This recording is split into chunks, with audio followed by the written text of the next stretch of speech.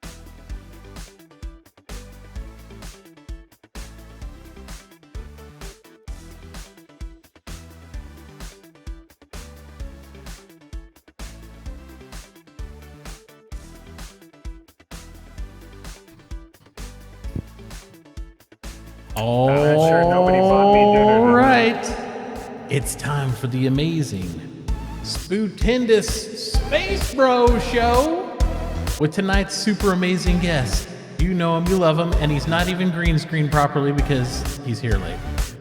Sergeant Tickles! And of course, the man, the myth, the legend, the amazing Toy Grubbin! That's right. And you know me, the man with the omnipotent voice, so let's just get right into it and we don't care about all that stuff. All right. What is going on, guys? You can see our super special guest over there in the corner. Peering out. Am I banished for the time being? No, you're there. Wait, where? What? Huh? Where are you banished to? Oh, I don't know. You said the corner. No. Since we didn't have a fourth, Jared was very happy to put on his Monopoly hat and go hang out and appear up there. So that was very kind of him. So again, welcome to the fourth. I think this is the fourth. Is this the fourth installment this year? Maybe third. I don't know. I have to go back and count. I think this is the third or the fourth. Third? Possibly? Third? I think third. I think it's third. Third. Feels like the fourth. But no, it is the third. So, and with all the amazing information we got this week, this is going to be a monumental episode of things and delights that people have never heard about. And Sergeant Tickles is going to tell us all about it. So go ahead. Oh yeah. No. See, this week we got a view of the Banu Defender. Mm-hmm. We saw how music is made, I think, right? Yeah, something Today? like that. All sorts of cool I stuff. definitely didn't watch it. Sparks. Not gonna lie. I actually liked the weird science video, even though it was extremely short. ISC episode. I thought it was actually pretty good. So we'll get into all that and more. But first, Tickles, how has your week been? What have you been up to? Tell everybody that you just brought over what you've been doing. My week has been up and down. Had more downs than ups recently, but when it rains, it pours type deal. So I'm not going to depress everyone. But stream-wise, it's been going great. Well, that's good. That's good as stream. But, you know, it's like those things happen in cycles. So hopefully you're due for an upswing, right? Yeah. That's what we can hope for. Yeah, no, stream-wise, the streams have been going awesome. Great community, super supportive, and wonderful people. So good deal. Good deal. Toy, how about you, buddy? What have you been up to? How's your week been? Week's been good, except I have kind of the opposite. My mods are horrible, and you have mods? No, my mods. Yeah. Wow. That's what I say sometimes. Yeah. No, they're good. Right. No, we've been having fun. Oh, there's Kato. Oh, now you're in trouble. I'm in trouble now. I was hoping they wouldn't be here. Oh wait, Yeah. is he mod worthy? I need more. So. Yeah, it's like is he open for mod duty around? So we'll just pass him around. No, we've been having a good time. We play Star Marine together almost every night, and that's been fun and having a good time. Getting excited for this trip. I had to dig out my passport today. Haven't used it since we went to Germany. Yeah. Mine's still locked in the box. I think that's the last time I used it too. Was going out there. Although I couldn't find my driver's license the other day, and I started panicking. I was like, "Should I use my passport ID?" I can't remember why I needed it now, but it was something. Something came up, and I was like, "I need an ID," and it's like, "Oh, I got my passport." I don't know if that works, but either way. So this week we saw a few different things pop off. Let's go over to the video with some more of the Inside Star Citizen. And again, I saw a lot of people were crying a little bit about how short the video was, and I don't think unjustifiably so, but I think we also have to remember what time of year we're in right now. You know what I mean? Like this time of year is not only are they this year has what you and I talked about it a little while ago too, Tickles, about how it was it's been not a full 2017, but like a baby 2017 with some of the content. We're still getting some good stuff, but it's kind of like little blocks here and there, so I think that culminated with that and the fact that we have CitizenCon around the corner, it's just gonna dry up. It's gonna dry up quite a bit for their weekly content. They're gonna keep a lot of cards close to their chest. Yeah. Well, not just that, it's really this entire year's roadmap is all about Squadron 42, and they're not just going to be dumping Squadron 42 on us every week. How shitty is it going to be if everybody goes to CitizenCon and they don't do the big Squadron 42 hype drop that we think they're going to do? I'm just saying, because that's the crutch that we're all using as an excuse. Though. I know, but that's the crutch we're all using as an excuse for the lack of content this year. And if we go out there and it's like, oh, so it wasn't because of Squadron 42 stuff, or I still think we're gonna see at Crusader. I haven't even looked at the roadmap today. Maybe we should do that. I think that's a good idea. I think we'll blop into that too first. Let's go through. This is a real short video and do this. And I have it hooked up where you can actually hear audio in these now. Okay, I'm gonna spoil something if you guys haven't seen the roadmap yet. Oh no! But the origin, the 890 jump shot forward with completeness. Right? It's now at 191. Remember, it was at 199. Mm-hmm. And now there's 251 tasks. Oh wow! So they added more tasks to it. They added 52 tasks. Well, hopefully one of those are going in and modifying that jacuzzi and taking out that fish tank underneath the bottom of your jacuzzi. That was weird, wasn't it? So your fish aren't floating upside down. I really feel like that was they went down the list of everything they were changing in that room, and they just stopped when they got to foot level. you know, because they changed the wall, the tank, that's up, and then all below it's like, oh yeah, we didn't do the coral reef. Fuck it. Yeah. We're in a rush. We'll leave it. Yeah, it's weird how they post 52 tasks. I can't get over that. What does that even mean, right? Like, okay, so like the tasks have no relevancy. It's like, hey, guess what, guys? Don't worry, we got 80 tasks done, but there's still 52 new ones now. Yeah, like, it shot forward by what, 40-ish? Yeah, it was at 56 or something. Well, remember, a lot of those tasks that we didn't, think about until, they mentioned it was they have to get that thing in the game and then it start adjusting all like the thrusters and stuff in the game. It's great and it's all drawn and you can walk through all the rooms, but then they put it in the, in the engine and have to add thrusters and speed and tweak how it flies. For anybody that's been in a project management meeting for anything, right? Like when you do these like weekly reviews or where their team schedule is, where they meet up, that's where those extra tasks come from. It's like, okay, we're here, but we have to still do this, and they'll have a punch list and then they'll just add them as tasks. So we have no relevance of like what those tasks mean. Are they involved? Are they just like, hey, I have to check with Chris and Sandy and Tony, and they could be like little check boxes inside. We don't know if they that's could be anything. Like remember he had when he was climbing the ladder in the video last week. Yeah, it was like a half a foot off sync. Yeah. So maybe that's one task. It could lining be, up or it could be 3. Ladders, maybe it could be like line that up and then check with these 3 directors to make sure that's all looks good. See what you fucked up by lining it up. Yeah. Yeah, but we have no idea. If it lurched forward by 40 and all of a sudden we have 52 new tasks, I'm wondering how many of the ones that it lurched forward by are the added tasks. Yeah, maybe they're polish on top of all that. Like go through those 40 tasks we just did and polish each one. I don't know. I mean, that's the thing. I try not to, after years of back in the project, right? I try not to get hung up on the task number, because if you get hung up on the task number, then you're like, it'll drive you literally insane, because there's some things like there's 20 tasks to complete this item.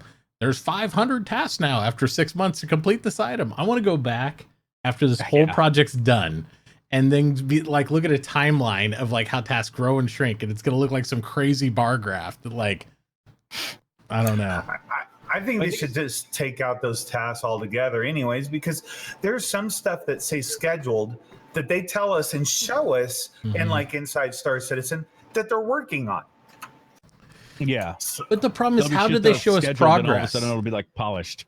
And I agree. I'm not a big fan of the task, but part of their thing they wanted to do with this is they wanted to show us progress.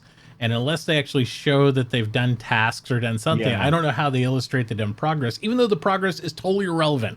We don't have just any give us a little bar with red, yellow. Well, what happens in Toy where it goes, oh, green, and then it's like, no, it's red. Now it's green. Yeah, back to yellow, back to green, back to red. Then people will be like, at least with the task number, it's like, well, we got those 40 done, but unfortunately we revealed 50 more. So I don't have a better answer. Started at like 120-ish. Right? Yeah. And now we're at 251. Yeah. And part of me is like, get my fucking ship done. I want to go play with it. But the other part's like, let it go. I'd rather them work a fuck ton of stuff out now and get it done right than have a 600i, or a Constellation Phoenix with the bathroom and the crew quarters. It's a 600i that's just expanded. But nonetheless. The Phoenix is cool, but I feel like they didn't get done with it. I think it's simple. I like it. It's simple luxury. I hate it now. I hate the Phoenix. What do you hate about it? I don't like the 6. I hate the fact that it's a luxury ship for one person, and everybody has to go to the crew quarters to use the bathroom. The other thing I don't like about it is where the jacuzzi's at, you have component access panels. But I feel like the Phoenix is cool because it's like trailer park rich. It's like I had enough money to redo this one room really nice in the whole ship, and the rest of it is like the same thing. It's like when you go in somebody's car, like everybody has like an 85 Cutlass, but this one guy, the interior is like fully plush. He's got rims on it, all that stuff. It's the same damn thing, but it's like it's like, man, I put wood in this. This thing's got wood. See, I like it. I don't, as long as the toilet's clean, I don't give a fuck if it's made out of gold or if it's just a regular toilet somewhere. Yeah. Personally, so I don't care if it's in the crew quarter area. Well, and the thing for me though, stanking up the main room, so that's fine by me. But that's the difference between like a remodel, like they basically taking, to me, the whole Connie Phoenix is you took a model of a Connie and you've repimped it out, right? You worked with what you had plumbing wise and all that stuff. Where you go to like a 600i or 890, this is designed with the luxury in mind from head to toe, from concept, where they put the bathrooms, where they put everything. That thing needs to just like, you know, be running on pimp juice basically from butt to toe. You know, it's like just go all the way through the whole thing. Butt to toe. Well, we can't go head to toe because it's not actually a relevant ship. It's just a lot of bling, but you know. I don't know. Yeah, the 600i isn't much better in my opinion. With, you know, they showed us an 890 jump where we have alternate methods to go from different levels to different levels. 600i, you don't have that. You only have the turbo lifts. That's it. And if they go out, you're just SOL. They learned from that. Yeah. We definitely need to go back and fix that in the 600i. Well, I don't know. Maybe that's the cost difference. maybe you got to pay that extra double money in order to get that extra little lift, because then you can afford the servants, so you can have people go up that thing. Because you know the owner of the 890 ain't doing it himself. He ain't climbing up the ladder to go fix the stuff. He's going to have the engineer go do that. He's going to have all that stuff done. So, well, of course. So my main question is, when the 890 blows up, does it just like rain down like UEC? Does it just like turn a little UEC credits floating all over the place? Because that's what I it like should be. The idea of that. Yeah. There should just be a room full of money. Like, I want to replace the pool with UEC. Yep. So I can swim in it like Scrooge McDuck. So there you go. Scrooge McDuck. And That'd be then when awesome. it explodes, there's just a million UEC floating around. And you just float through with like a Starfarer. Instead of like gas scooping, you're just like credit scooping. You just like vacuum it up. That'd be badass. That would be badass. All right. So let's get into this real quick. It'll be a shorty bit of goodie. So basically, and I thought it was really cool that they the little effects and stuff that they're going through and processing, but more the sound when they get to the scientists. Let's do some science stuff. But this was interesting. He talked, and this is only an 8-minute video, but he talked and displayed, and this is about particle effects, right? On this section. He's talking about how right now they suck, is basically what he said. He's like, because it's blowing through the object. It's not actually a solid body in many cases. So when you see stuff like this, right? You're getting sparks. That doesn't make any sense to me, because I mean, I remember when Conan first came out, you would be inside your house and it would rain and it would like come through your roof. Yep. You know, and it'd be basically raining inside. That's what this had. I can't believe they even started with that. Yep. And then upgraded it to this bouncing off particles. It just makes no sense to me, unless it's an original CryEngine feature where sparks just go right through it. It doesn't sound like a feature to me. Yeah. But I don't know. I don't know how that works. But all my hope is if these actually have solid bodies where particles actually bounce off of, and it probably doesn't relate at all. I'm hoping this means you won't fall through your ship either, because it's cool the sparks rain off the ship, but I want the entities to be solid so we don't blow through them much like that flamethrower looking thing does. You know, one of my viewers asked me the other day too about, because all the high tech stuff they're doing. He says, wouldn't it be cool, like on a snow biome, to make it so those, so if it snowed, it would act like the sparks but stick. And I was telling him, I'm like, yeah, but after a while, of course, you have billions of particles, and it would just kill the game engine. But it would be cool if they could modify that to like really put like layers of snow on stuff. It would be really awesome. And some games do it. I think it's just the graphics and the fidelity of this game. It's really hard. You know how intensive that would be on a CPU to do that? Must be crazy. I think they could do it to an extent. It collects a little or something, but you can't like, if I park my ship outside at Microtech for, and I leave it there for a month, I don't expect to come back to like 14 inches of snow on my ship. You got to get a shovel and dig it out. You're like doing the whole thing. It's so awesome though. Just like, you see, some YouTube videos of cars with snow on it. You take off in your ship and all the snow falls off the back. Yeah. That would be awesome if it could do that. Now, this whole demonstration on particle effects I thought looked really cool, but it's ridiculous. I don't want this gun. This looks like a Nerf gun. Right? My son... Well, not only that, the rounds like... They do. They bounce, and then like they slide with no bouncing at all. I thought that was weird. Me and my son earlier today got in a Nerf gun battle, and this is exactly what the Nerf darts do. Like it's like bing, bing, bing, blah, blah, blah, blah, blah. Yeah. But I don't know. And then they turn into a tiny firework somehow. It's like a sparkler I don't understand gun. that at all. I don't know.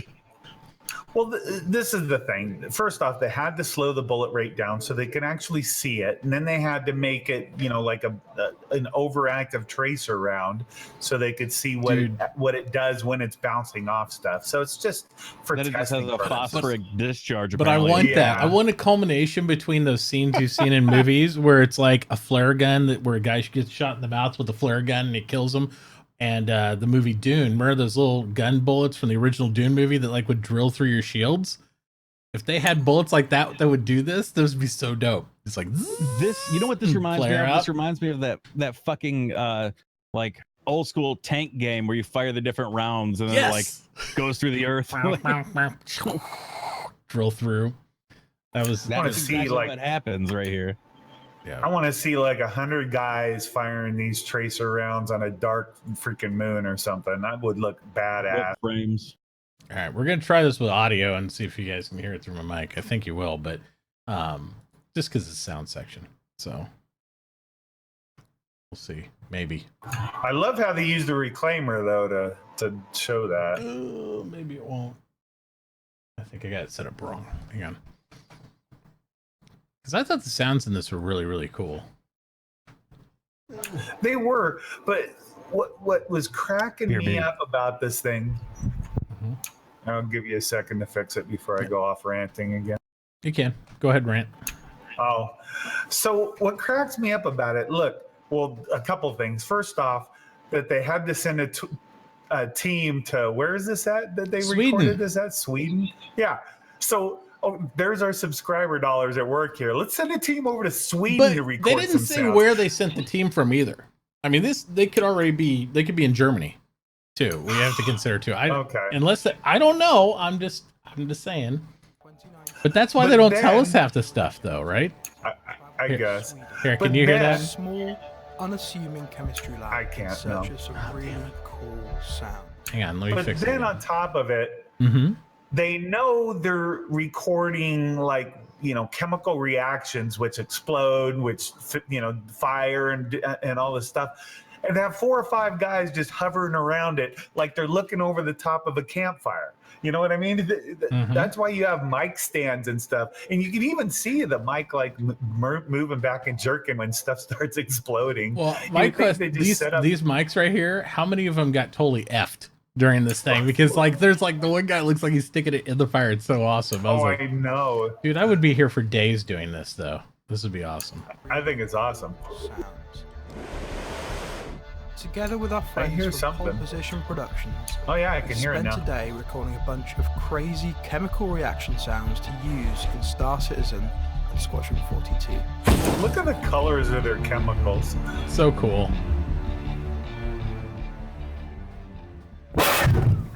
That one was neat. I mean, it's just like us playing around in a lab. Yeah, the potassium water was really neat. See, I used to do this crap all the time when I was a kid. With 2-liter bottle. I'd take like ST's rockets and like re-crush all the inside of an ST's rocket. Like, who's going to use this mic again after this? Oh, Moist says it's the guys from the UK office. All right, so they didn't have to travel that far. I knew it. All right. Lastly, before we let you Yeah, there you go. go this week, but you could actually hear the audio. Report, we gave you a brief look inside the current progress of the Banner Defender, and promised we'd follow up on it in the coming weeks. And because you suffered through my chemistry jokes, we're just going to go ahead and let these exotic alien visuals speak for themselves.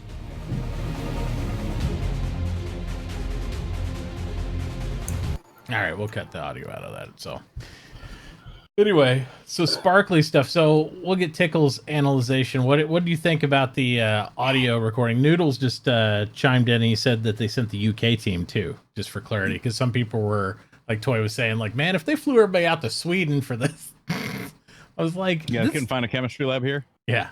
I figured it was one of the either UK or Germany. Yeah. I don't know. I think it's awesome. I'd love to go and just play around with dried ice and stuff. It's give me an excuse because now I'd just get arrested. If I did the stuff with chemicals that I did when I was a kid, like out in the neighborhood, just for fun with 2-liter bottles and dried ice and all that other stuff that you're never supposed to do. Yeah. Like, this is the only place you can do it now and not get arrested. I did a stream a while back where I busted out one of my old Halloween smoke machines and set off all the fire alarms in my house. Yeah. It kind of reminds me when I see all this smoke on the table. Yeah, there'll be never a time that I'm feeding Tickles burritos. I'll say that. I think we'll stay away from that. But the audio from that would be great. It'd be earth shattering. Absolutely. Eye-watering. Yeah.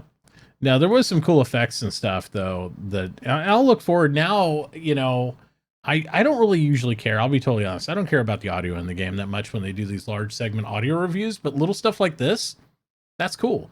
I just don't want to see a 1-hour show about audio in Star Citizen. Yeah. You know, I died watching that show. I mean, it was so. Listen, I get it. We need to have, you know, some audio and the lighting and the boring stuff. But when they started playing all the plunger sounds and the poop dropping in the water, where the hell is that going to be used at in Star Citizen? Plunger sound. Well, not in the Cutlass. Twitch clips. That's it. Oh my God. Poop sounds. Poop sounds for your pleasure. All right, let's get to Toy's favorite ship of all time. He's super excited about this ship, and I think it looks really badass. It looks like I'll let everybody talk inside of a first and human I'll go body. last on this one. So Yeah. you guys It go. looks like a rib cage right there or something. Yeah, you know, I'm trying to relate it to some alien movie I've seen. Me too. I can't quite. I can't do it. place it. It's not a straight Aliens either. And I'm not saying the whole thing is like, oh, it's off of this one movie, but I see influences from different films that I've seen that were really, really cool alien concepts and interiors here. Yeah, I was thinking Independence Day. Okay. That alien ship, the inside a little bit, just a little bit of it. God, I don't even remember that. I might have to go back and watch that now. Because they only showed like the exterior, the back hatch, and then the cockpit, right? Of that. I don't think we ever. I don't know if we got a full tour of that in that movie. But Yeah, no. you only got a little bit of it. Yeah. Save money on the set design. We just need the 2 chairs and then the ass into this, and that's it, man. That's cool. And this is everybody was freaking out about the hover chair. I'm like, It's not hovering. oh, it hovers. I guess hover, it though. is. It hovers. I guess it does. But here's the thing about it. Like, I was like, well, I'm not that impressed about the hover chair because I've been hovering in the Constellation, right? Since like 2014, like when you get in the guns and you weren't even in the seat and you'd be like floating around. So, but this just looks really neat. Hey, Val's in chat. Holy smokes. He's on his cell phone too. He'll always tell you what media he's using. He's like, I'm currently on a cell phone. He's probably doing a photo shoot with what's her name. Yeah, I mean, it was cool, and I'm definitely going to play with one in the PTU, but I don't see myself buying one. No, me either. I won't be buying one. But I know Toy has one. I have some on buyback. You know, you never know. If I do any giveaways this year, we might do one, but we'll see. So you ready for my rant? Okay, here we go. Go ahead. We're gonna look at the more- exterior this way. Do it. Well, first off, when they go through the, you know, when they first start going through the inside, it's another ship that's just full of smoke. Everything is always so damn fucking smoky. I hate it. Hey, it's called You know, there's ambiance. some ships. Well, listen, I get it for some things, but not everything. Maybe the Banu are heavy smokers, all right? I guess so. It could The be their second thing- atmosphere. Maybe you gotta like, you know, pump it in Atmo, yo. Yeah, maybe. The second thing is, and I don't know if it's a good thing, but some of the old concepts that we used to look at it's a lot more organic looking now than it was before. And I'm not sure I'm 100% for that, because now, you know, the entire Banu Merchantman is going to be modeled right off of this. Yes. Well, I had no doubt about So- that. They even said that, Well, that's right? the idea. Yeah, that's Yeah. But yeah, it's like that. There was like a Star Trek: The Next Generation episode with Data. Remember where you like, or somebody becomes a symbiote with the ship that looked like a a pit of a peach or something like that. Is that the space what whale this one? thing reminds me of. I don't know. Remember, it was next to the star and was gonna die, and they go over there, and then it becomes like it was alive though. The ship was alive, right? Yeah. That's what it reminds. That's what this reminds me of. Is that it's like an alive ship, like the Battlestar Galactica alien ships were like alive. Those like were too, badass though. When they came out with the Battlestar Galactica series, and they're like, these are like organic machine fused ships. That was pretty cool. I was like, oh, I like this. That's exactly what this reminds me of. Is those organic? Yeah, but does it bleed? Would be the question. If it doesn't bleed. Well, yeah. If it doesn't bleed, I feel like it's got a lot more, even though it has an organic feel to it a little bit, I feel like it's a little more Flight of the Navigator, where it's just like really organic shaped. You know what I mean? Whereas I almost feel like it's the good guy version of the Van Duel ships, which is kind of weird. I think so too. I feel like the inside, like I said, it looks like a bone structure. Yeah. I kind of wish, it looks cool, don't get me wrong. I wish they would have went a little different direction though. Because it feels too close, just like, okay, we changed the color, too close to what the Van Duel ships are supposed to be, right?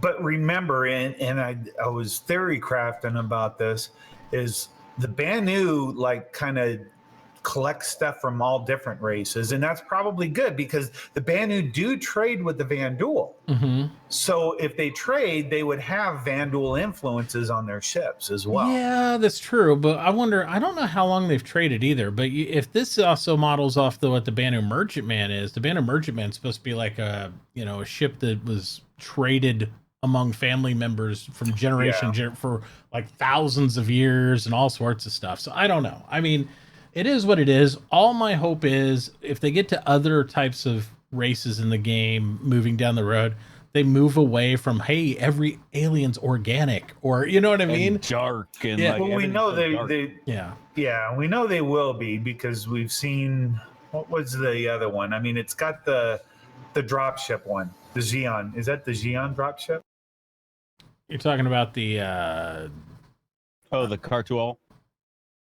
No, you're talking about the Prowler? Yeah, so the Prowler kind of gives you that organic look from the outside, but the inside doesn't look like this. You know what I mean? It's a lot more sterile. Yeah. Taveran. That's what it is. I knew it wasn't Xi'an. Yeah, something. I couldn't remember.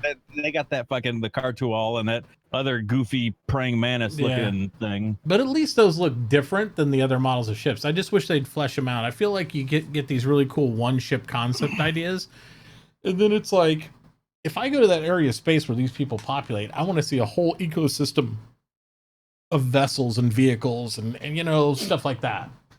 So I think that we will eventually. That's kind of the idea. Yeah, I agree. But I also think, though, that just shows how far away we still are from this like full immersive world, right?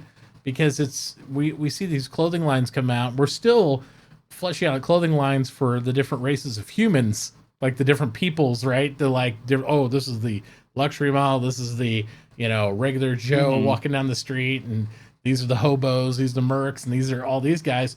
We haven't gotten into cultures and subcultures and tiers of different influences of different cultures, right? And different races and stuff like that. I mean, if I go engage a Banu or I see a Banu, I'm just gonna see this one ship so far, right? So as much as I hate to say it, because I love all the awesome ships from all the manufacturers that are coming out that we already have.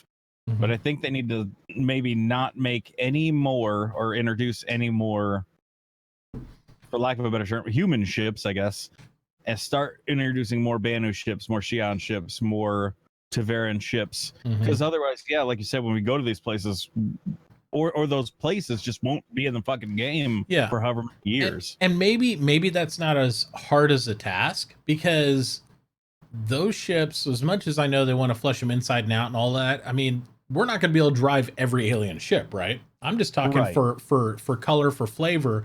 I want to see them coming by. I want to see the capital ship roll by, or something like that. And I just want to blend in the story where you get this diversity of stuff. I want to see the taco trucks from the humans. I want to see that Fifth Element where it's like all these different vehicles. Maybe you don't drive every single one, guys. Like, you know what I mean? But I just want it to feel bustling and populated and crap's going on when I go to a marketplace. Problem is, I'm calling it right now. If you make the fucking Chinese truck from Fifth Element, you know what I mean? Yeah. Or whatever, the noodle truck. Don't want to be racist. Whatever Asian culture food that he was eating. Yeah. People are going to want one. People are going to want to drive it. People are going to want one. I know. I get a horrible outcry of them creating vehicles.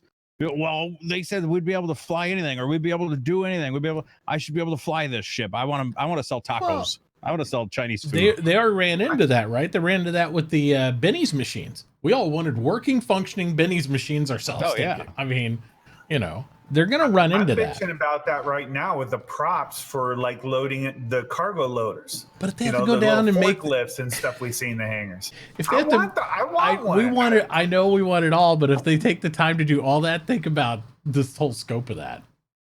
It'll never be done. Pineapple. It's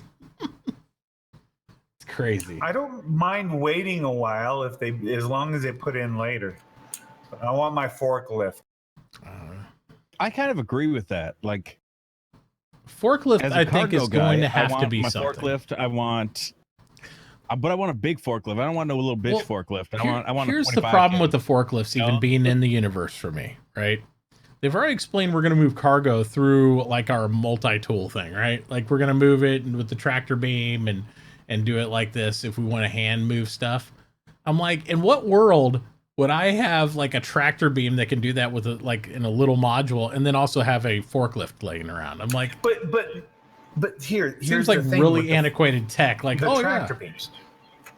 No, because in space we'll be using tractor beams to load and unload, but on the ground we will need the regular, type. They said you'd be able to use those tractor beams on the ground too. My thought process is, in what world do I want to use a fucking tractor beam to manually unload a Hull E or Hull C or whatever? Well, that's why you got Argos. Like for that's the Hull why I E's, have dock workers. Yeah, but they use tractor beams. Time for that, right? They use those little. You'll see them use those little tools and stuff like that.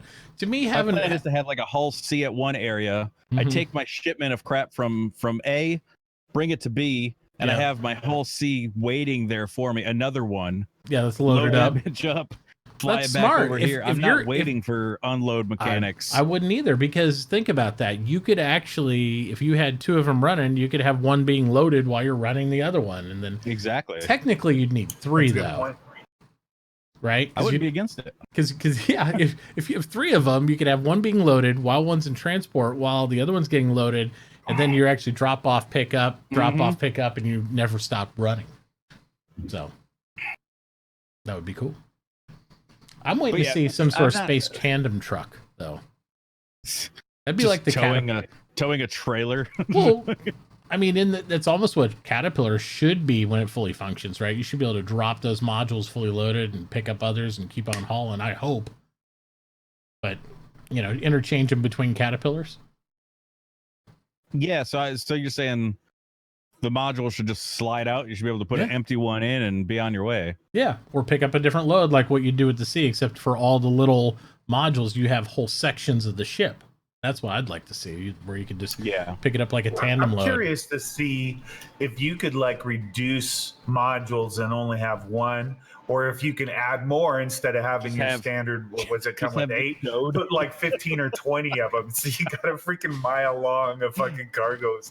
Well, I don't know about you guys, but if I haul around in my Caterpillar, I want it to be look like those freight trains, right? Where it's like, this one's been in Chicago and somebody tagged the side of it. So like one section's like been tagged and the next section's like somewhere else got some other stuff on it. One section's where I want it to look like piecemeal like that. Like it's seen some work, and it's been to different areas and I haul that. I'd be badass. I think the idea is that the Caterpillar is a frame with 3 or 4 bays in it, right? You'll always have the front little cargo bay, because I don't think that's going to come off. And you have the 3 middle areas. That the 3 middle areas, I think, will be the interchangeable spots. But they will be sliding in and out of a frame. I believe you're right. I don't think you're ever just going to be able to take them off and take the front part. I don't know, because the whole command module comes off the ship, and then those things can sit there independently. So I have no idea. I think you're right, though. I think the way it works is the front and back are part of the same ship, and then it just has so many in the middle. And that leads my question next is like, could we expand it? Like have 7 in the middle instead and go down That's to what I was 1? just saying. Or contract it and just have 1?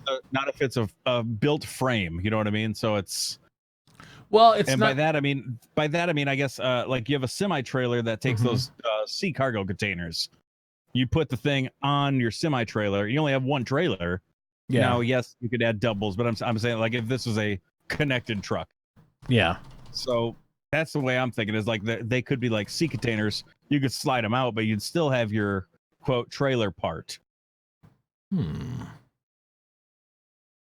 don't know. That's how I guess I'm seeing it. Maybe it is 100% detachable bloop pieces. We have no. Yeah, I don't know. Well, I mean, that's originally. Let's see if I had the diagram on it now that we talked about it, because I have just so happen to have a diagram here. If I can.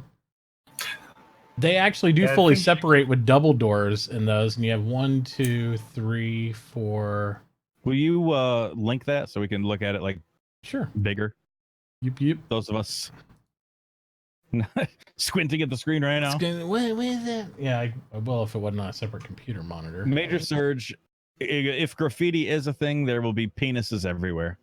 So I don't think it's ever going to be a thing. No, it wouldn't be. It'd be NPC graffiti. Yeah, I'll get you a link after the thing, but I don't have it right now. I got to put it on a different screen and pull it over and all that stuff. I zoomed it a little bit. I need a bigger screen. It says, like okay, so the bulk of the Caterpillar consists of 5.5 modules that can hold roughly, and this is probably really old information, so don't believe any of the units or anything like that. Originally, it said it had roughly 582 freight units in each for a total of 3,200. It's way old. But each cargo module supposedly fully detached like this, and it actually had walls and then had the bay. This is actually before they got done making it. And then the crew pod or command module came off the ship, so it'd leave you essentially the back half or the back quarter, which is the engine room, and then the front module, like what Tickles was talking about there. But these are actually cargo sections that snap off. And right there it said 1, 2, 3, 4. Looks like 5 of them in the middle. I want to know what this looks like when it's fully attached. Right? I think so. 4 plus the front, I believe. It'd be interesting to see how they do that.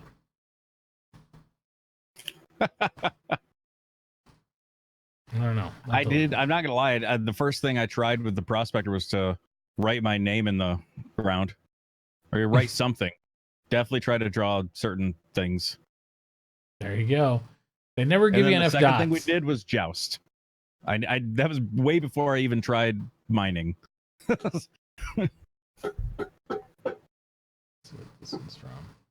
Yeah. Either way, it's yeah, I'm just really interested because they haven't, with this whole new mechanics coming in where you'll actually be able to, with the ship-to-ship docking and stuff, those type of mechanics, as those come in, those are going to be what we are able to undock the tandem craft, like the little snub fighters, and will eventually lead to this type of tech being able to implement it so we can actually attach and detach from other ships. So we'll see what they just come up with at that point. They've said multiple times that the whole docking ship to ship and ship to station, all that has to be in before the Hull C comes in. Yep. And before that happens, you have to have the interior physics grid talking to the exterior. And that's part of why our ships wobble all over inside during quantum, and we don't have actual ship armor. And when you repair your ship, the inside still looks all busted. Yeah. So there's so many things that tech will fix when it's properly implemented. Hopefully. So that's either coming in the next 5 months or the Hull C will be delayed, which I pretty much am sure the Hull C will be delayed. I couldn't imagine it not getting delayed, even though they've showed a lot of progress on it and it's gotten a lot of people excited. It's one of those things where that once they announced, hey, we think we know what, because they had that little announcement where they're like, hey, we think we figured it out. Because the big problem was the expansion for a while, right? Like how to expand and contract, how to unfold it, yeah, and all those things. And once they actually said, hey, we have an idea how to fix this, then it was like, okay, now you have to actually lock an object onto it and unlock objects onto it and everything else. And now I'm like, okay, well, that's affects everything. The big problem was the interior talking to the exterior and vice versa. Yep. That was the problem with why don't we have ship armor? Why does the inside of our ship still stay on fire when we fix it? Why, X, Y, and Z? Why don't we have the ship that you said was going to be out before 3.0? Yep. Well, fuck, we can't figure that out yet. So yep. It's like, sorry, not yet. So you're gonna always it's just another hurdle, right? We have so many different things. So, but that's definitely one of those big tech hurdles, not like the little like the picking vegetables and shit off of a tree. Yeah. Yeah, I don't feel like when they showed that stuff, I didn't feel like that was a big accomplishment. It's like, look, we can pick plants. I'm like, yeah, but cool. It's not just about picking plants. You got to imagine, is picking plants over, a planet, not just a little, these single player maps we get for all these little first person or little mini game art games or whatever, where the map is tiny. We're talking about this being able to be spread across multiple planets, So I can pick the fruit at one planet, or I can pick the fruit at the other planet that I can throw at each other right now. I can't even put it. You could pick fruit at one planet and take it and throw it at somebody else on a different planet. On a different planet, as long as I hold it in my hand the whole time, because I have no inventory yet to put it in. No inventory. Well, I think what's going to happen is, and I'm predicting this before, if you will. You're going to go into a vehicle spawn hab somewhere or something on Yella or whatever. And like, there's just gonna be full of fruit. Just random. I will applaud the individual who does that, because that'll take so much time. That'll be like the person. Remember when we first had cargo? Probably just doing that. Oh yeah, remember when we first had cargo though. We were all trying to buy as much cargo as we could for caterpillars and all that, and then letting it rain down all the boxes. Yeah, and then breaking the servers. Yes, and break the servers. And then when the servers would hold up, we'd pick up each individual box and see how many boxes we could hold inside a cutlass or something. And we'd do it for hours, and then it'd be pointless. Half of them would disappear and all that. But we'll do that. We'll pick up all the fruit in the world and go to the next world and try to pick up more fruit. Be raining like space tomatoes. It's gonna be nuts. So there's a lot of aspects we're gonna see pop in. I didn't see, if we go back over to the roadmap now, like you were talking about the tasks, was there anything else you saw that was like a huge movement or push on the task number as far as the interiors of these space stations? I think you got it up right now. The interiors are pretty close in 3.7. And the system V2 that stream delay, but yep. Yeah, implementing the updates of character customization. Damn near done. Okay. Oh shoot, I got it open right here. Yep. Yeah, it's under locations. They're 49 to 53 there. And then I think the character customization system took a small leap. What about the physicalized inventories? Because I still haven't seen any. There's not even a bar on it. NPC improvements bartender is jumping ahead. Well, that's amazing. We need that. Somebody's got to do it. Damn the it. Harbinger and Herald or Sentinel are looking good. The Cutlass Red shows scheduled still, and the Banner Defender, even though we just walked through it, shows the exact same as since they moved it off 3.6. Yeah. 2150. With the, and the other thing I see in here under Cortec, Procedural Asteroids version 2, they've already talked about it 2 weeks ago that they're working on it and have it almost done. But it's not even scheduled yet on here. And that's why, it's hard to relate between what Tickles mentioned about the tasks and what they show here, whether it's scheduled or in progress or whatever. It's hard for us to gauge what that actually means at all. My biggest concern right now is the fact physicalized inventory still shows scheduled. And that was the biggest feature of 3.7 I was waiting for, because that unlocks looting, transport, all sorts of things about hey, we don't have this magical bag of holding on us where we can just grab every gun from our inventory. Well, right, you're not gonna be able to buy 52 extra magazines. That's right. And 500 med pens. Or maybe you'll be able to buy them, and then you have to choose where to distribute them. You'll have to have an inventory for your ship. You'll have to have a personal inventory. And I like that idea. I love that, because that unlocks so much gameplay, right? It gives meaning. I want to be able to say, all right, send 20 med pens to each ship that I own. And I want to be able to say Toy bought like 35 P8 guns, and I want to take all of them. So now I can get them out of his physicalized inventory. Right now, I can take nothing from no one, right? Because it's just there. So everything you have of value can be destroyed, and that's it. Physicalized inventory is our first step towards, even if you aren't able to loot somebody after you kill them yet, it is our first step towards getting loot. Yes, getting loot. I should be able to take the armor off of your dead body. Yep, and if I aim for your legs, your chest and arms and head piece is still good. Absolutely, and also deciding on strategic ideas, right? Like, hey, you need to choose 2 guns you can carry, and that's it. Which 2 guns are you going to take? You're going to take this gun and that gun? Which cargo are you going to take? And what are you going to hold on your person? You know, it's like that. All that stuff matters, whether you're talking about combat, exploration, anything. It's all relevant. So I'm still questioning what in 3.6, the core tech, the asynchronous disconnection refractor. This refractor aims to improve efficiency and usability of the asynchronous disconnection code. Refactoring this will clean up a lot of issues such as infinite loading screens that still happen, server crashes that still happen, client crashes that still happen, while helping to assure that a lot more of the issues don't occur in the future. So doesn't mean those things released. Those things won't but those things don't mean it will fix all those instances of happening. It'll just fix those instances of happening related to this. Yes. So that's always going to be your challenge with that. And it does say there it'll pave the way. Yeah. Which means not in stage eventually 1. It'll turn on. Yeah. Because they do a lot of that stuff. They put it in and it sits in the background and is not implemented until maybe 3 or 4 different other pieces get implemented. Then but I hate it when people say paved the way, because that's like, whoever invented the way to cut down trees and make paper paved the way for me to write my first essay.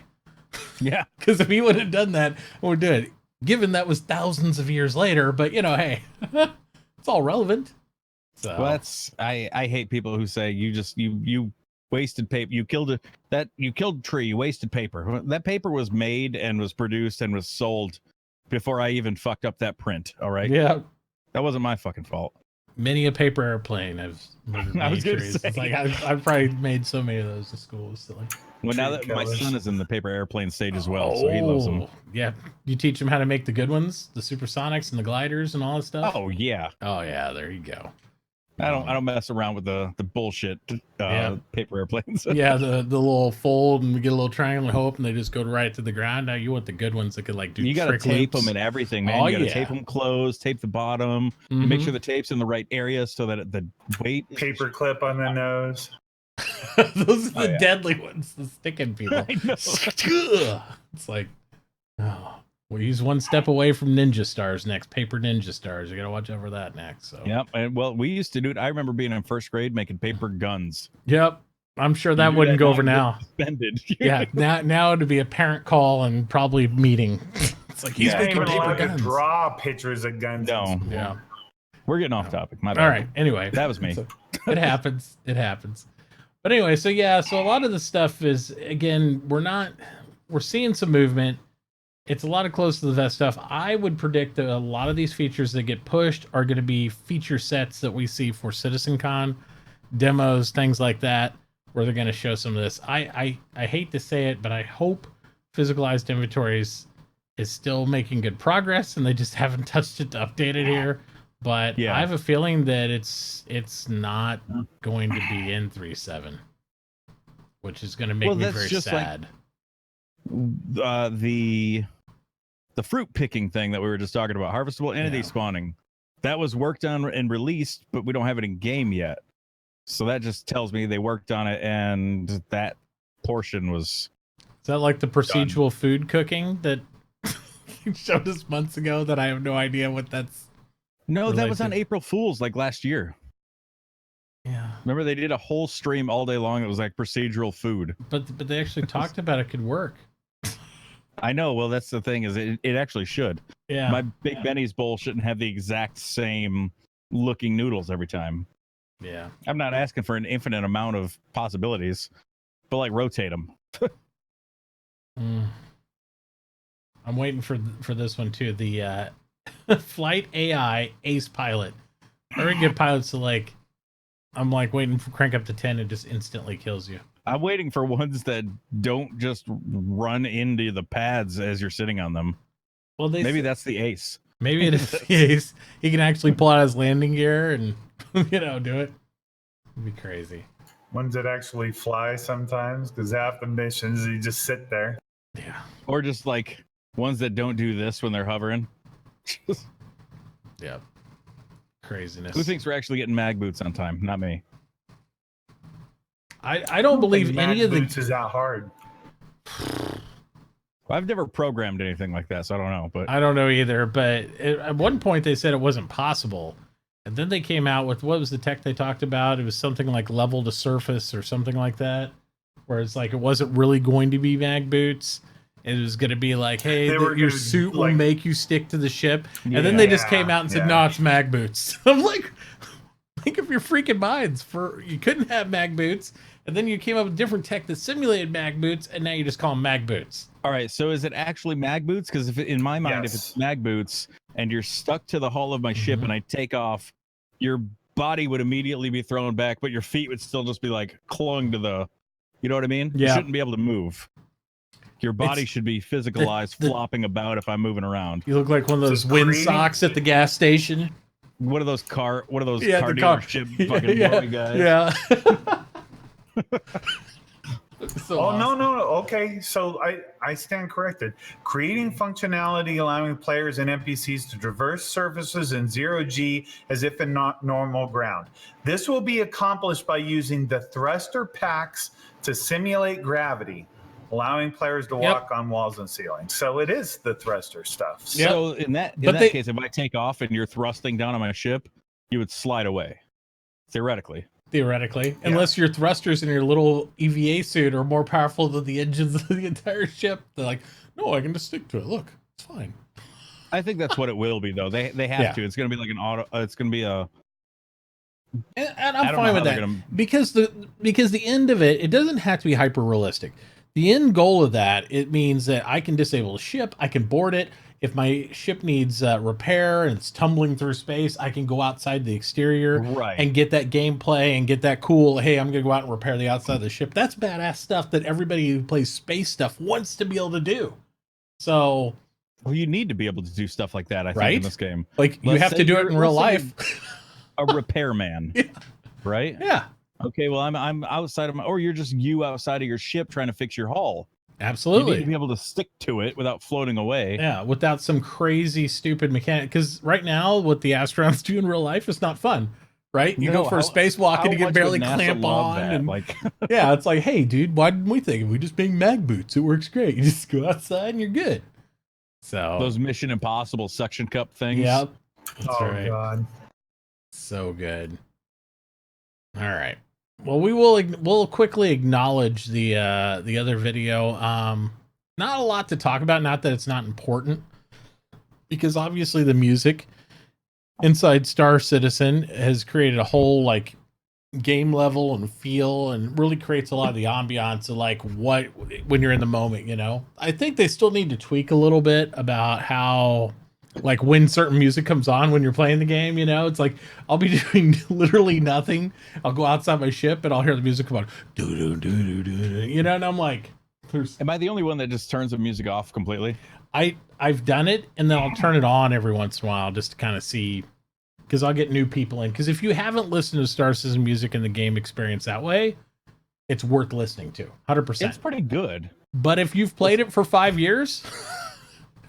Yeah, we're over the music. Yeah, it's more Spotify time for me, so it's a little bit different. So, but it is. It really makes or breaks some games. You know, having that ambiance, you know, while you're out there is nice sometimes. But like you said, it's kind of it comes on at odd times sometimes. And I can't remember what music. Yeah, and I can't remember the trigger for that, because they went into the whole thing how they have an algorithm that triggers that and synthesized music, and we've seen, I don't know, there's been at least a dozen videos over audio and music, and specifically music in here, and then probably a nerd dozen over audio and how they zone audio and doing all that stuff. So It's one of those more it's been done. If you're a music making audio nerd that follows this type of steps, like Utho Riley, I don't know if you guys follow him on YouTube or whatever. I usually play his music on my streams because he makes great Star Citizen-esque music.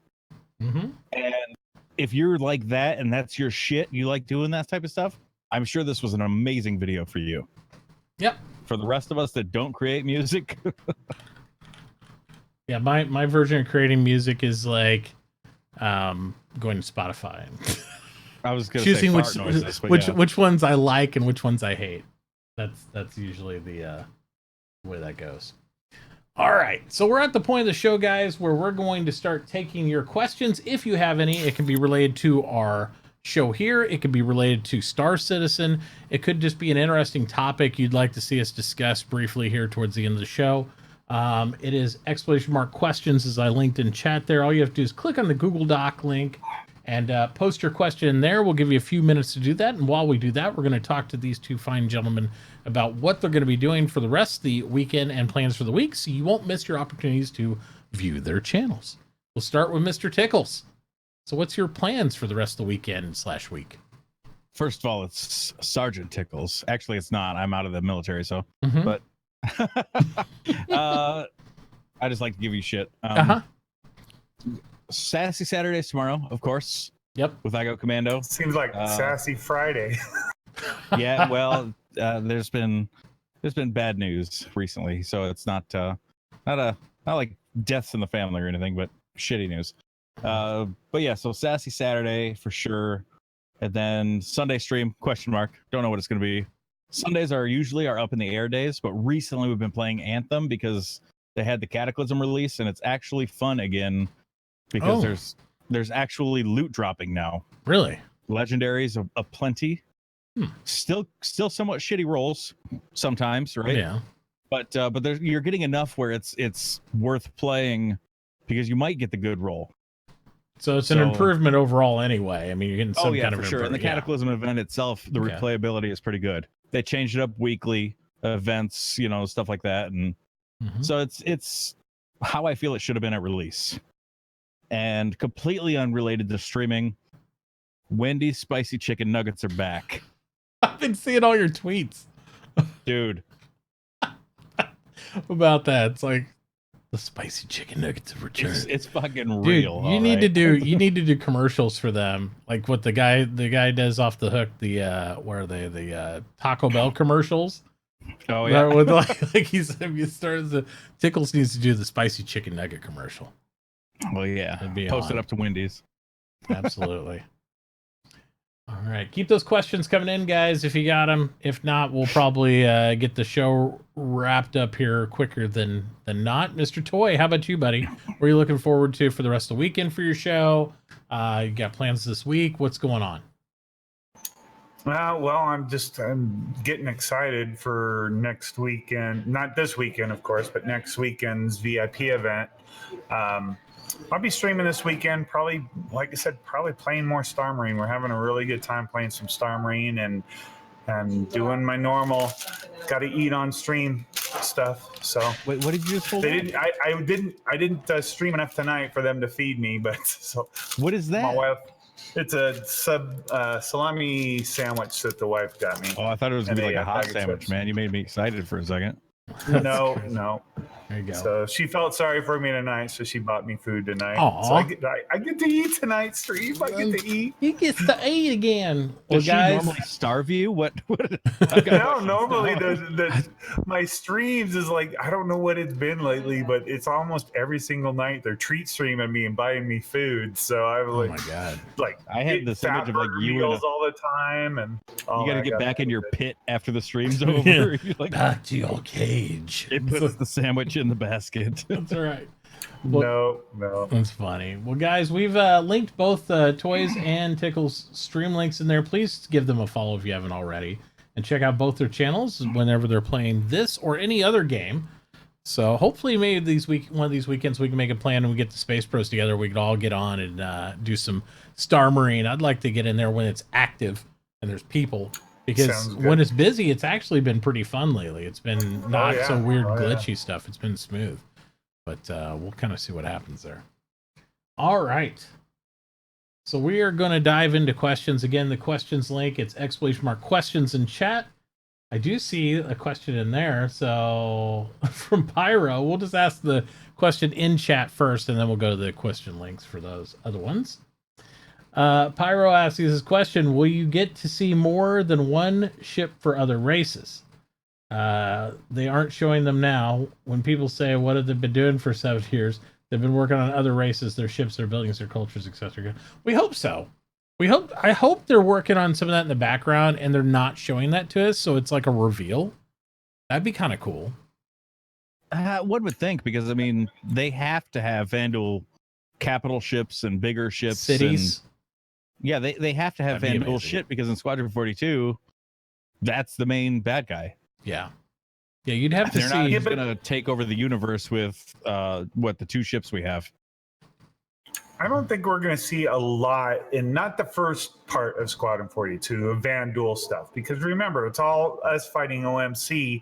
Something happens, at some point during Squadron 42, but I think it's going to happen at the end, and we'll get the glimpse of Vandal stuff. But they've shot a lot of Vandal footage, though. If you remember from the mocaps, there's quite a bit in there. And my question is, I wonder if you're both right. I wonder if some of that footage is like a blip in chapter 1 and some is already pre-shot for chapter 2. So I don't know, right? But they had a lot in there. But I'm talking about even the basics. Like, say, even if you see the ships we've already seen for the Vandal, their food, their armament, their different types of armor, their other types of clothes, all these different things like that. We just haven't seen those type of things there. So, guys, go ask your questions down there in the link. I just posted it. Yep, it keeps them a little more organized for us if you do that. I'm going to change it to like question mark command or something. So that way people can actually do it there. All right. First question from the actual list. Let's see here. We'll get some good ones in here. First question from Mystery Equilibrium says, Idris versus Kraken, who wins? Idris. Yeah. Definitely. It's got way more armor. Yeah. Well, I mean, the Idris has the rail gun. The Kraken just has a bunch. Yeah, they're big guns, but they're basically guns for fighting off smaller ships. Even if let's say it's the Idris P, I still think the Idris is gonna win. I mean, and if you brought it even to modern day terms, if you're talking like a destroyer versus an aircraft carrier, if an aircraft carrier has like no guns on it, I think the destroyer like cleans its clock. You know, that's why there's a group that travels with them. Yeah, this is a big protection thing. So, and I know a lot of people got the idea specifically from this video here too. Not saying that the people in chat did, but this video where it was like they had the whole Kraken video, right? And then they showed the Kraken video where they showed this like amazing ship. People like don't note the fighters and stuff. It's like this thing right here with all those guns, those wouldn't even break through like an Idris's shields. Like they're cool for anti-fighter stuff while he sips his coffee, but they're not going to do much to an Idris. Yep. He's he runs through it like a Vanguard, and it's a badass. Yeah, he pokes it. He pokes it. And that's But I can also run through a Vanguard with a Caterpillar.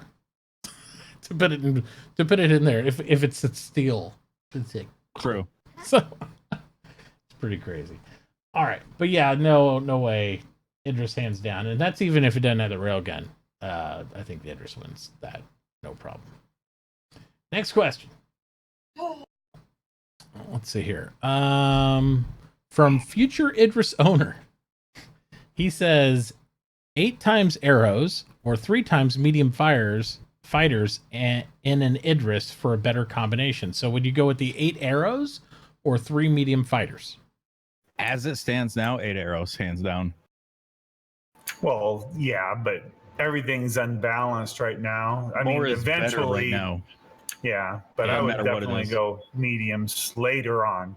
Once they get the balance stuff set up. It's hard to tell. I'd say for right now, I'd agree with Tickles though. It'd be 8 arrows for sure, because like you're gonna outblop the other guy. But once the lightnings are in, I think about it this way: if I could take 3 nerd show and tells in in whatever medium fighter versus 8 nerd show and tells and 8 arrows. I think 8 nerd show and tells and 8 arrows would beat the 3 in the medium fighters. Yeah, especially if they were very coordinated and focused fire on one target. It's way easier for 8 people to hit one bigger target than it is for 3 people to focus on one tiny little target. And with the current weapon imbalance, they'll insta pop. 8 arrows will insta pop most other things if they focus fire. I mean, it's not even going to be like, oh, it'll be like focus fire, half second, it's dead. There's, you know, when you have guns that negate everything, they negate shields and negate everything. It's like dead. What's up? All right, next question from Agent 1213 says, do you guys think the Orion should have been put on the limited hull list? Since it has, what do you think the price point will be? Orion's what, $450 in it now? I don't know. I've had mine a long time. It's expensive as balls now. Yeah. I've had my Orion a long time. I wish I would have picked one up for a buyback forever ago. It was the only mining ship I wanted, to be honest. I have the Prospector, but I really, when I picture the game fully rolling out, the Orion's like what I want, because I don't see myself going off by myself and just kind of. Well, I see the Orion as an end game, man. We need where's my Connie sized one? Where's my even 600i sized one? Yeah, you know, it's like I'm hoping to see other races of industrial ships. Is what I want to see. We have one that's this big, and then we have one that's fucking. Yeah, but it makes sense to do the largest one in the game and the smallest one in the game, you know, at first, and then add in the medium ones. But what's the incentive to buy a medium? Like, really, this is my problem with the whole large and small debate, is because, like, if I paid X for a small or I can pay Y for a super large, like, what goes, I think I want that one in the middle. I just don't, it doesn't seem there. If they make it a logical progression to work through, that's one thing. But when you're throwing dollars at the screen and you have to have a logical progression to work through. But they don't. But like, there will be someday. There will be with maybe in-game money. A lot more people to run the Orion, but you're getting a lot of material. Right. As compensation. Okay, but the Prospector, when it came out, was what, 140? I think 140, 150. And the Orion I got was what, 325 back when? Oh yeah, I wish I would have bought one back then. That's what I'm saying, though. Yeah. It's like nobody's like, hey, you know, I think I'll get that $200 model. It's like I just don't see that necessarily. Hopefully they'll get there. $200 model. Yeah, 140 and then 450. You know, I mean, there's a place for a $200 model. There's a place for a $300 model. I hope what they do is they have modifications you can make to like the Prospector to where it makes it really efficient, because I look forward to having like a mining group at some point and you'd be able to shoot those bags off and have a hauler tractor beam them in and maybe take them to an Orion, and while it's grinding on big rocks it could also process those bags. That's what I'd like to see. I want to see these ships work in harmony as industrial groups. Would be dope. It'd be so cool. Well, and that is the other difference between the Prospector and the Orion too. The Prospector just collects it. The Orion not only collects it but processes it. Yeah. So down to base elements. It is a refinery. That's the trick. Yeah. Much like in EVE Online, for those guys in chat who played EVE, you know, we had the Roracles, which were the huge industrial capitals, and then we had all the Hulks and Retrievers and different grades of mining ships, and we would centralize around the Roracle, which would give out a bonus, and you could just dump stuff into that ship. That was pretty cool. But yeah, I'm looking for those harmony type things like that. So far, the only ships we have planned that really work well together are things like, okay, the Argos are like a support ship for some of the industrial ships and transport ships, right? And then you have the things like the Vulcan, which is a rearming and repair ship that's supposed to work in these. We haven't really seen ecosystems develop for this is like the mining and processing group, or this is the group that works together as this. I want to see a little more harmonizing on some of that stuff. And, you know, I know we'll get there, but it's just, that's what I look for. That's the stuff where it's like you and your buddies go out and you do something and you know what ships you're going to bring as the package. So, right. That'd be cool. Yeah. And, you know, that's the thing about this game is I think it's going to end up being Endgame, of course, more like Battlestar Galactica, where you're not taking just one ship out there anywhere. You're going out there with your whole group of ships because, you need the protection when you're mining. So you're going to have Polarises out there patrolling around, but then you'll need a bunch of other smaller ships, floating around too, and support ships, maybe your Apollos for medical emergency stuff. And so you'll need a whole bunch of ships out there, not just one ship out in the middle of nowhere by yourself. Yeah. Although sometimes it's the safest way to do it. It's like, be out there, nobody look at me, because when you bring the fleet out, everybody's like, hey, who's all these people? It's crazy. Next question, also from Agent, says, will the Endeavor grow in size? Do you guys think it will grow? Will it get bigger? It's already huge. So if you look at it right now, there's an updated, YT made an updated list of ship stuff. It looks really tiny. I was really surprised. I'm like, is that the Endeavor? And yes, it was. And let me see if the Endeavor was pretty big. I thought it was massive. Here, let me. Oops. I thought it was damn near like 300 or 400 meters. That's what I thought. I thought it was at least. I pictured it twice as big as an Idris, almost. Oh, Rip Toy. I forgot. I'm not moderator here anymore. Well, you got to do the job to keep the title, baby. I guess so. Was that post workout? Is that what that was? What's that? But if you I don't know. You drinking something out of shaker? Oh yeah. Post workout muscle recovery, but it's mixed in with some of my other not G Fuel, but different stuff. That's your post workout. Yeah, I like Angry Orchard. It's really good though. That's a great beer. Let me throw this into. Let me see here. The Stream Team channel. Maybe you can pull it up from there. But the Endeavor is smaller than a Hull C. And it just can't be. There's no way. But that's not, it's not expanded though, is it? I don't think it expands like that. Those pods sit over the one size hull. It doesn't expand and contract like the hulls do. All right, I'm just gonna say this. It's not even white boxed yet. It could very well grow. That's my answer. There's the image of it in chat. What the question was, do we think it's going to grow? It could grow. I do. Absolutely. I hope so. Because it's not much bigger than a carrot because it's if it's going to facilitate the role of what they say, where you're going to have a hangar, even if it's a 2-ship hangar, if you're going to have a hospital, it could be potentially a mobile hospital. I don't see how you're not going to have the ship grow in scale or size. And the Endeavor is the size of the Hull D, by the way, not the Hull C. But they. No, yeah. You're right. D, because it's got 3 trees instead of 2. That's a big fucking ship, man. That's a big ship. Not really. Look at it next to the Carrack. Well, right now it's only a little bit bigger in scale than the 890, which is kind of. That's without any pods on it, though. Yeah, but like I said, the pods don't expand it out. The pods just sit over it like a saddle. Yeah, but they're gonna sit on the sides of it.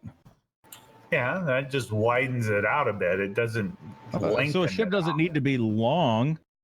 Girth, man, girth matters. We're gonna start discussing girth. The hull is so skinny of it. That's.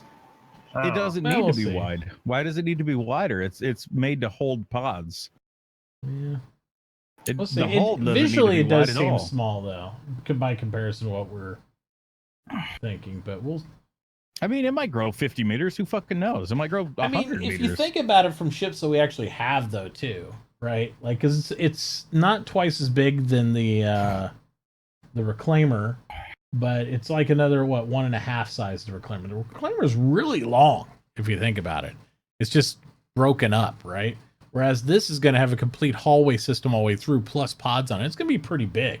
Yeah, it's going to be. I think it's going to be bigger than you think it is. And the whole series are big ships, but they're just big hallway in the middle, right? Because they carry tons of cargo independently. That's why they look so massive. And then they're all engines on the front. Collapse. Yeah, they do collapse on the hulls. Yeah. The whole living area and everything is all up front. Yep, the whole butts, engines, and it's hallway getting down through the tandem like a little thing, and that's it. So it'll be interesting. All right, 2 questions left. Pyro asks, he says, do you remember the Starfarer's other role? Look at the Starfarer's detail page. It shows them unloading a whole E, and the final picture is moving cargo pods. Yeah, it can move cargo. It's got the interior of the Starfarer moves cargo around. Yeah. Actually, it's quite a bit of cargo space. And a refuel variant, right? Those are the two. Well, the interior bay of the Starfarer can hold quite a bit of cargo, and 350 some odd. Yeah, and you can still hold on additional. You can either do the liquid hold with the tanks, or I believe you can do a solid state on that too. I can't remember. They're talking about that was optional on it, but I don't remember. It's just going to be a connecty thing. So are you connecting your circular pod for fuel? Are you connecting a C crate? Standard crate, which they don't have in game yet, so they can't show those to us. PM. Yeah. Yeah. But they've also said that you're not going to have, even the whole C is 4,000 and some odd, 4,000 and change containers. That would kill a server. Yeah. It's going to be big containers. So you're going to fill those up with, quote, smaller SCU units that won't be seen. Yeah, and Kamikaze is saying the refinery is supposed to be in the cargo bay. I don't think the refinery took up the entire cargo bay, but even if it did, you'd have to be in that mode, right? Yeah, there's one whole floor on the back of the reclaimer that's supposed to have refinery equipment that doesn't. Yeah, but it's already sectioned out. Yeah, it's already blocked out for it. It doesn't interfere with the cargo storage capacity of the interior Starfarer, though. So, all right. Last question of the night from, was that Asks? AZK? I don't know how to say that. Is it Ax? I don't know. I need more energy drink. I'll figure it out. Anyway, the question is, caves in-game when? Best guess. So when will we have caves? We have caves now. Not great. The procedural ones, I'm guessing, is what he's talking about. I assume so. When he showed.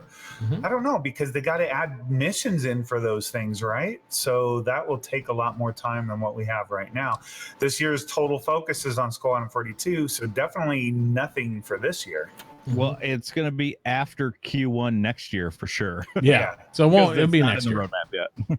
Next year, there's a lot of things down the roadmap. Yeah, don't get me started on that whole snowball.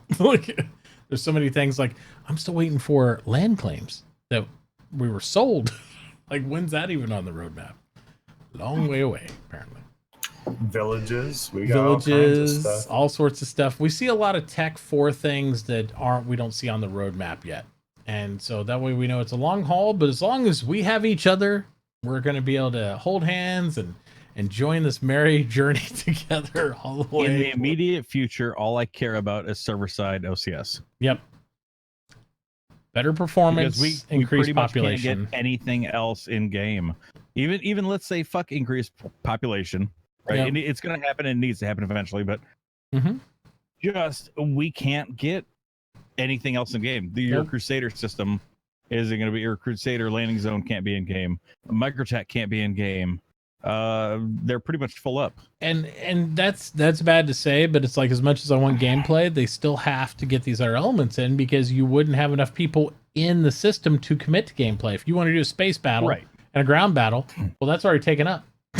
You've max capped. You can't gain more vehicles, equipment, people, anything in the game to do anything. So you'll never have that experience right now under the current set that's like, oh, what's happening over on that moon? It's like, oh, there's a war going on.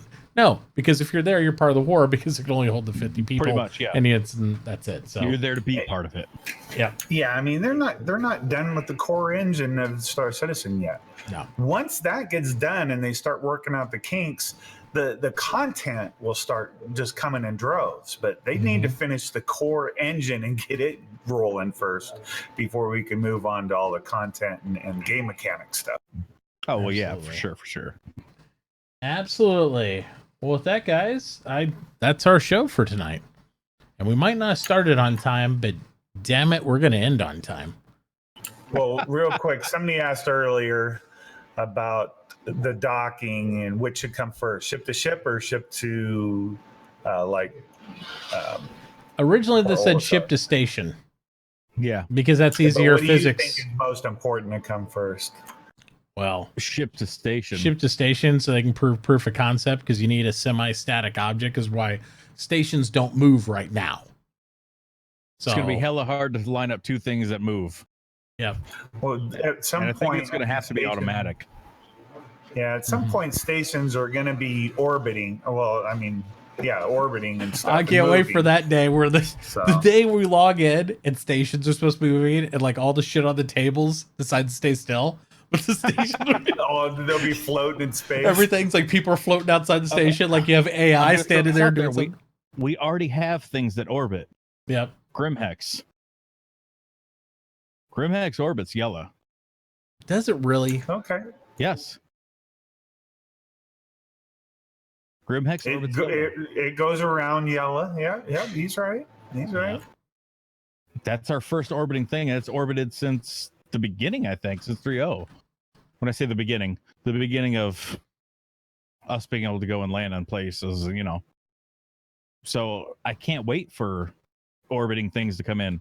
Porto needs to orbit. All the damn moons need to orbit. But none of that's going to happen until server-side OCS. Yeah. Yeah. Which we have no idea, like, when that's going to actually be a breakthrough for them or anything. We just don't know. Well, apparently they're just doing it in like tiny bits and pieces and just putting it in. I think that's the only way to do it. I think anything, though, like that's an optimization and doing passes on it. Because if you just try to go all in and flip a switch, you break everything. You don't know how it broke or how far to go back and fix things.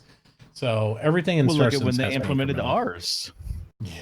That's exactly what happened. Yeah. They went in and they had 3.3s in Evocati. They had one with server-side OCS and they had one without. They're like, play them both so we could see what the fuck breaks where. Yeah. What's OCS related? Sorry, I think I said server-side, but what's OCS related and what's not? And even though Hendane says they're going to, you know, he's talking about the ship to ship, like you do a ton more ship to station than ship to ship. Yes and no, because they consider the same tech, like every snub fighter, everything that comes in and out of your ship. So as the game progresses, I think you'll actually do more ship to ship than ship to station in many cases, because you'll either land on the station like we do now, you'll do tandems to them, or you'll have other ships undocking out of your ship or coming from different assets to unload and stuff. But we're not at that stage of the game yet. So you're probably right. Initially, it will be ship to station on a lot of things. But that's, again, more relegated for the big ships that aren't even in the game yet. Where you pull up an Idris and you're like more to it, and it's like extends the docking collar and, you know, do all that stuff. Well, that's because you're not going to be able to land an Idris on a pad. That's not going to be a thing. If they keep making big pads, it's just going to be ridiculous. Oh my god! I mean, it's if ridiculous you think, now. Yeah, the pad now where I'm like going to run across 3 football fields to get out to my ship. I'm like, this wouldn't happen. You know, it's like you wouldn't have to. Let me get on my EVA suit and go clear out there. People want to be able to naturally board stuff, right? Like if you're in a what's the transport ship that they don't have in yet? The big Starliner? No, the Crusader one, yeah. Genesis Starliner? Yeah. Do you think people are going to have to put on their EVA suits to get in that to go to another station? No. They should be able to have, like, just when you get on an airplane, like an extension or a docking collar, and people walk in and they can go in their regular casual clothes. And then that's the way it should work. You shouldn't have to, like, strap on your thing and run across 6 football fields to get in the ship. That doesn't make sense. It just doesn't. Or EVA to it and break your legs. Yeah, it's like we're not all solo, like, you know, combat pilots and do all stuff. I mean, for God's sake, boarding the Enterprise, I don't think Captain Kirk had to get on his EVA suit every time he wanted to get on the Enterprise.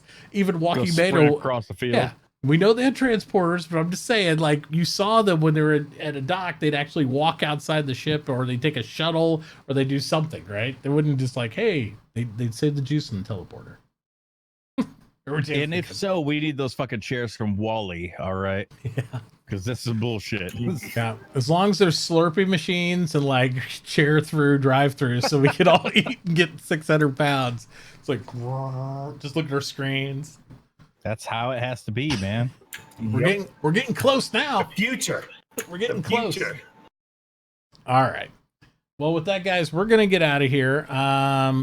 we're gonna pass some love over. I don't know. Are you either you guys streaming tonight after this still? No, I am not. You are going to bed. Toy, are you streaming after? To eat. You're gonna eat? Yeah, I'm gonna eat. Okay. I'm not sure. Not sure. He's got to eat some food. I thought you actually played streams to do that. Like that was the whole thing. I do. I like, might start if it he up didn't and just eat stream, my sandwich. This man would weigh 95 pounds if he didn't stream because like that's that's how he feeds himself. That's the entire I need deal. to start doing that, man. That's awesome. I'm telling you. I'm too rural for that. No one delivers out here. Oh my God. I love Treat Stream and I love my viewers buying me food every night. It's hilarious. My wife gets a kick out of it more than I do. Well, then are they feeding you again? Well, I think what we're going to do tonight is we're going to go raid a old friend of the community in our show. I think Mr. Captain Flint is on.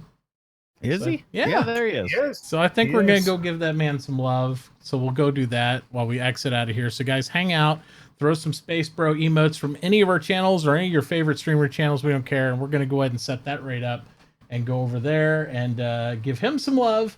And we'll see you guys next week at 9 p.m. Hopefully we'll get the schedule and people sorted out a little more cleanly, like 5 minutes before the show. We thought I thought I had everybody locked in, and then there were some changes that popped up, as they will in life. So it's all good. But we'll go over there and give Mr. Captain Flint some love. So until next week, we'll hang out, fly safe, have fun, and we'll see you later, guys. Good night. Good night, everybody. Bye. Bye-bye. Bye-bye now. Tip your waist Bye. Yeah, you gotta tip your waiters. But remember, you can tip your waiters, but if you do anything else... Oh.